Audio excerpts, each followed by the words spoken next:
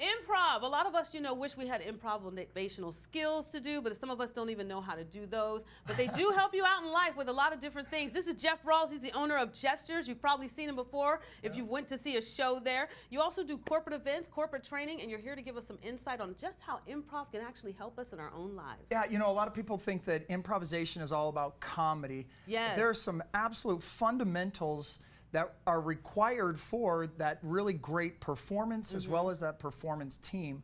And when you take that idea, the fundamentals and those principles, you apply them to the teams and the performance that you've got to do at work, well, a lot of those fundamentals actually really expand the team dynamic as well as the individual performance. Interesting. So you're going to share some information about the charismatic connector. So tell us a little about, because everybody thinks they have a little charisma, but some people don't. Well, yeah, some people don't. Some people, but it's one of those things like, can you actually teach somebody charisma? Can you teach somebody to kind of get outside of themselves? And I have a little example here. Yeah, you brought these rubber bands. I brought 2 rubber bands because quite frequently, if you just kind of leave the rubber bands as themselves, this is what's known as the default setting. That's kind of what we all do, just kind of being ourselves. Okay. But when we stretch beyond, we really kind of get beyond that capacity of kind of stretching outside of ourselves, getting outside of our comfort zone, then what you find is that you actually have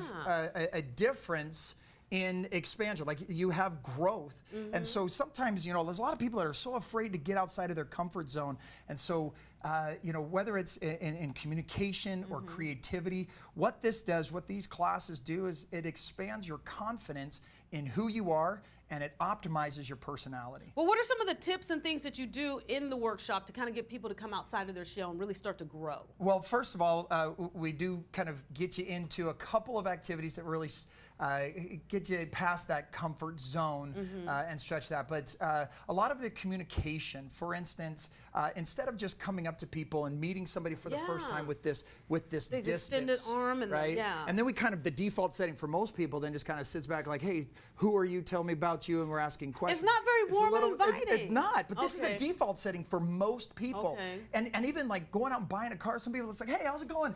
Good, tell me about, and all of a sudden like these truth signals of behavior that we read into really kind of tell somebody, is this person warm and inviting? Right. Or do I need to kind of be on the defense and kind of feel you out for just a minute? So what are some of the things that you do to break that down? Because I'm sure people still go to their natural comfort zone, even when they're getting past that point. You start to just fall back into those habits. So how do you not do it? Absolutely. It's providing not just hey, here's some information, but we do role play. Okay. That's really, really important. We do that role play that engage the conversation. We bring more energy to the conversation, and it's also exploring outside of your circle of influence. And so it's really putting that application of those skills.